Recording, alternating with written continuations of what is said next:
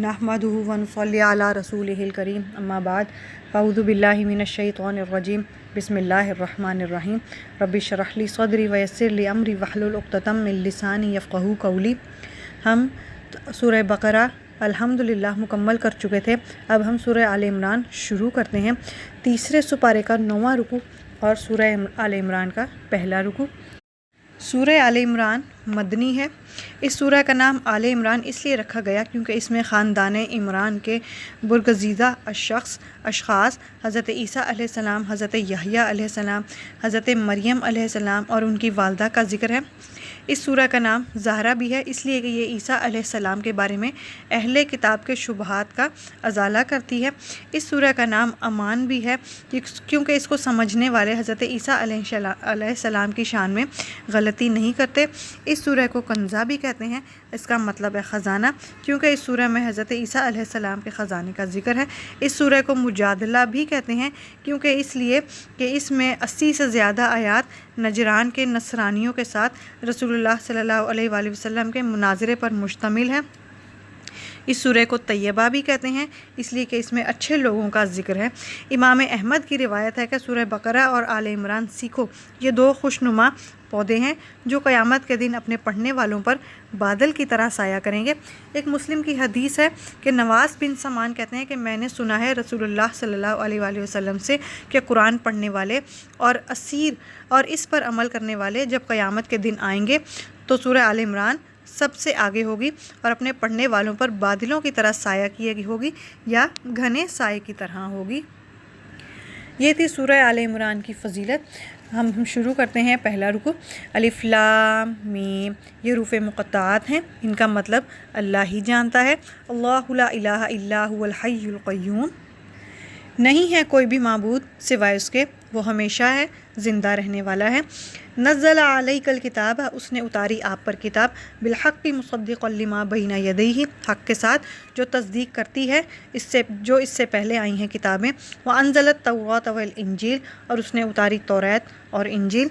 मिन क़ब्ल हुदल लिन्नासि व अंज़लल फ़ुरक़ान, और इससे पहले है हिदायत लोगों के लिए और उतारा हक़ व बातिल को जुदा करने वाला कुरान।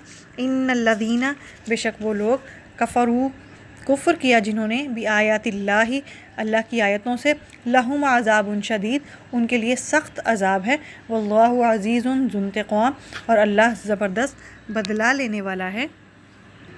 सन 9 हिजरी में नजरान से ईसाइयों का एक वफ़द आप सल्लल्लाहु अलैहि वसल्लम के पास आया। उन्होंने आप सल्लल्लाहु अलैहि वसल्लम से चंद सवालात किए जिनके जवाब में अल्लाह ताला ने इस सूरत की 80 से ज़्यादा आयात उतारी, जिनमें मुबाहिला की भी आयात हैं। जो 4 आयतें मैंने आपके सामने तिलावत की हैं, सबसे पहले तो इसमें अल्लाह ताला की तारीफ़ बयान की गई है। दूसरी बात, इसमें तमाम किताबों की तस्दीक है।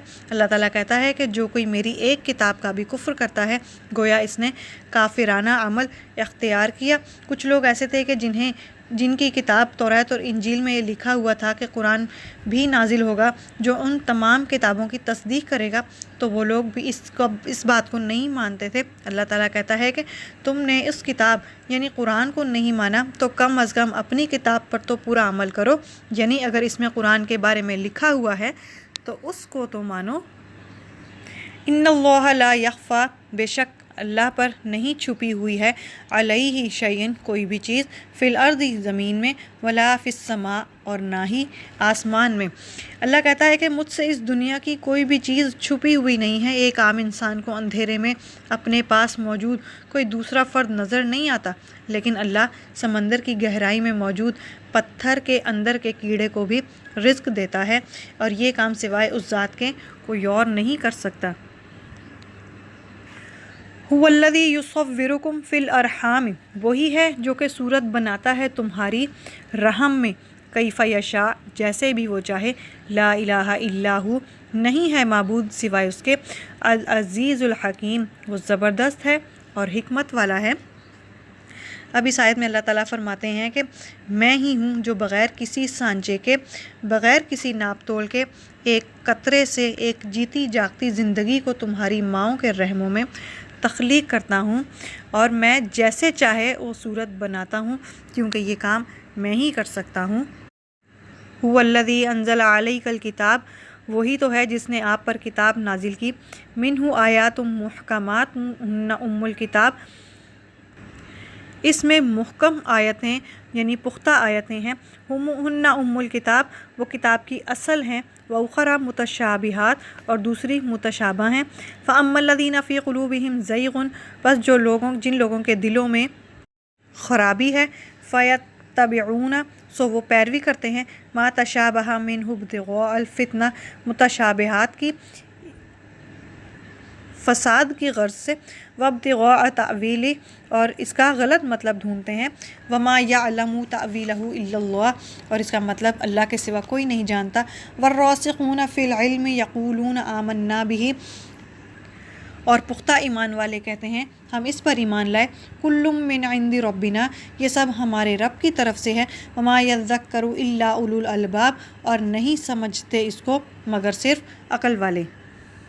اس آیت میں اللہ تعالیٰ نے محکم آیات اور متشابہ آیات کا ذکر کیا ہے۔